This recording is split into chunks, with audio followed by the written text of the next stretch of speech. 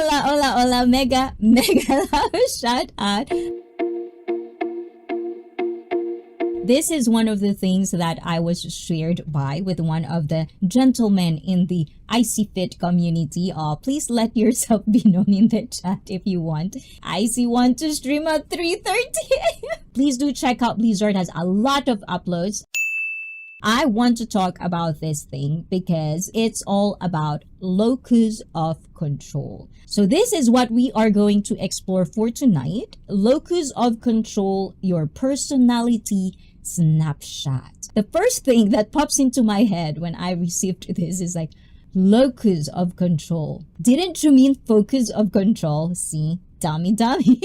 Locus of control is actually a thing. When we talk about locus, I don't think, like me as a non-native English speaker, this is the first time I've heard of the word locus.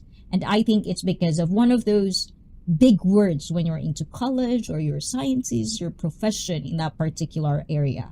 So for everyone, not just me, and for everyone who stumbled into this word, locus is actually means, and guys, if this is wrong, and I'm saying this from the bottom of my corazón, okay, I'm not anywhere psychologist, I'm just a person who loves learning. I'm just a person who likes to get deep in articles and things that I'm learning throughout my journey, and I kind of want to share it with you because I don't want to think alone. I want to think with people, like-minded people such as you guys, and sometimes it could help us to be a better version of ourselves. When I say locus, I don't know, this is the first time I've heard of that word. So this is why I'm trying to tell you this. So if I did come up with the wrong information, and if you're watching this on replay, please do not be shy correcting me on the chat and sharing the information you also have for yourselves. But as I've said, if we don't agree to something, we can just might as well to disagree and to agree. Diba? Ang gulo ko. So locus is a noun, a place where something is situated or occurs. B, a center of activity, attention, or concentration. And there's a second one, which is the set of all points whose location is determined by stated conditions and the position in a chromosome of a particular gene or allele. Everybody agrees that we understand, also me understand what locus means. To go back to our first article, which is locus of control, you might as well kind of like have a glimpse of what it does mean. Location. Locus is location. It's not a common word. I think this is one of those things that was explained to me, is that when you do articles on college, when you do essays, when you're a college student, which I've never had an experience, but I was told when you do certain things on college, you don't want to repeat words, which is kind of like common sense in a way, especially like me. I'm started to explore things about, hold on, there's a phone call. Phone ringing. I'm started to kind of like explore things that is not in my grasp of education, but when it's something about personality, behavior, just about humans, it really is my cup of tea, especially when it comes to our mental health. And it comes from the Latin for location or origin. Locus control. So this is a theory in psychology. Before we tackle the picture, I want to get the exploration of what it is, how it started, what's the origin of it, and all of that nitty-gritty details, and we will get deep on it. Take-home messages from this article, which I'm going to share the link in the description box down below. The term locus of control refers to how much control a person feels they have in their own behavior. A person can either have an internal or external locus of control, which would make sense with this picture.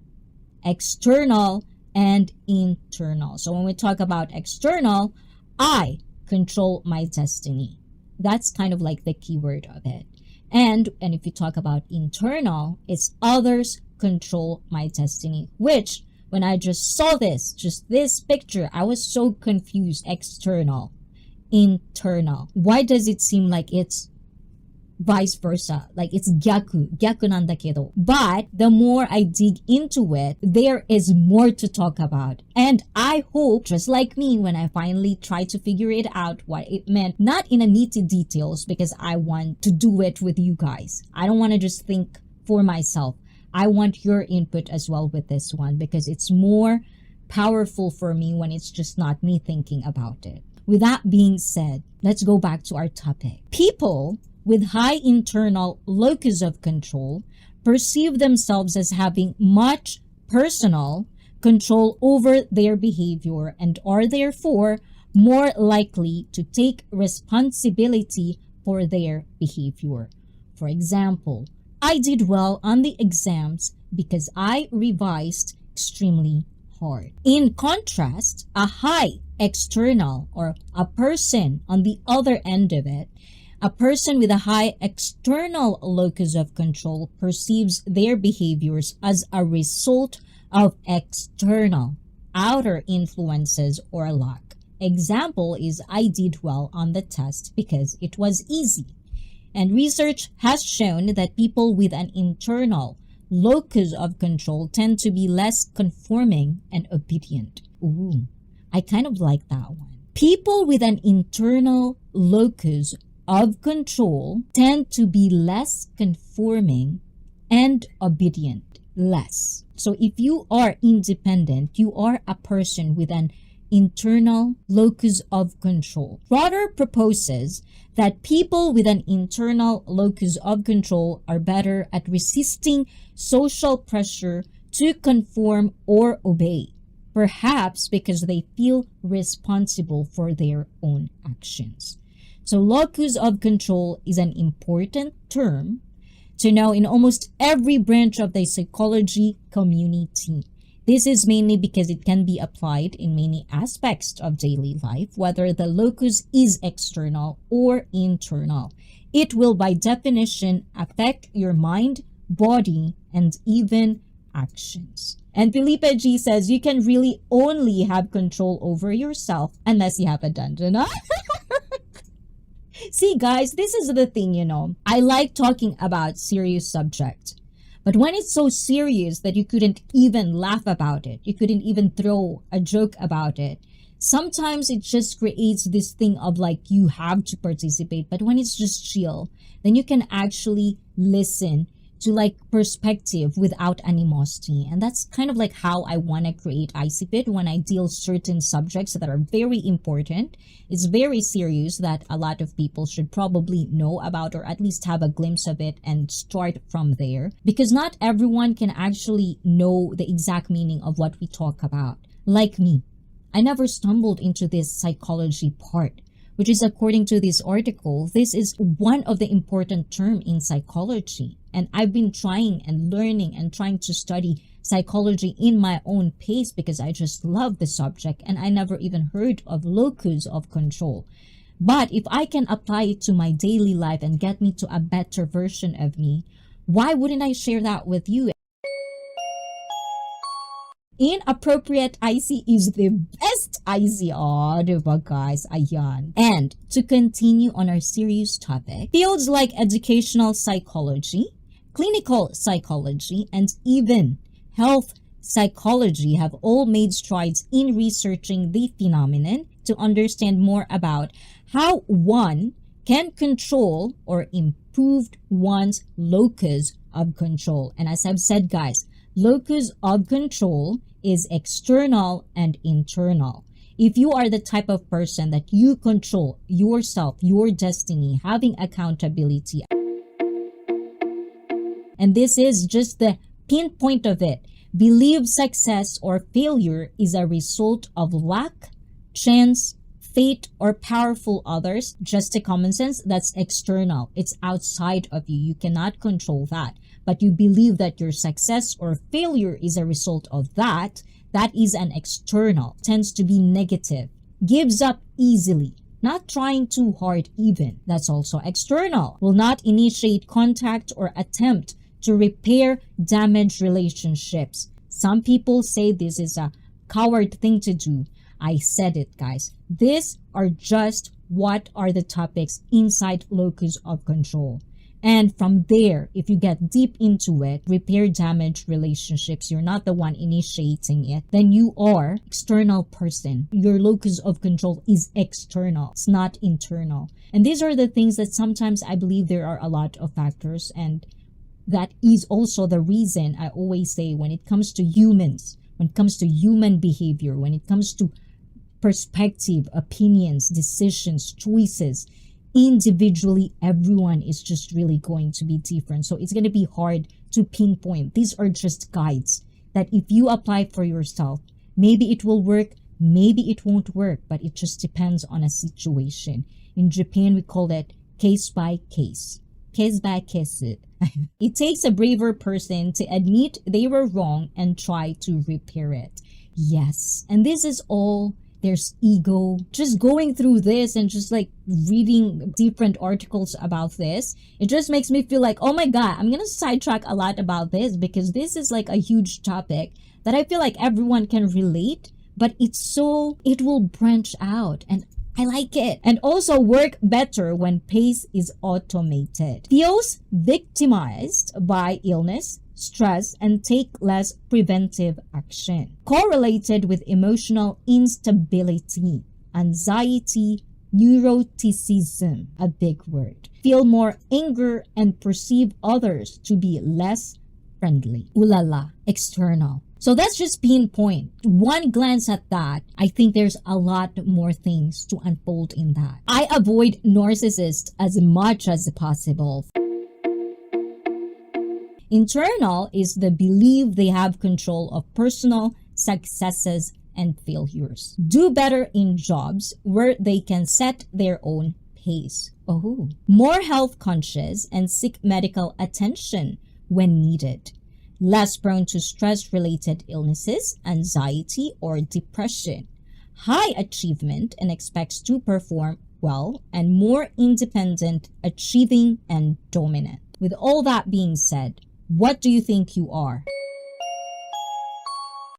Are you the type of person? Personality snapshot, as what the article says. Do you think your personality is external or internal? Now, we are definitely going to go deep on this subject. I feel like I could be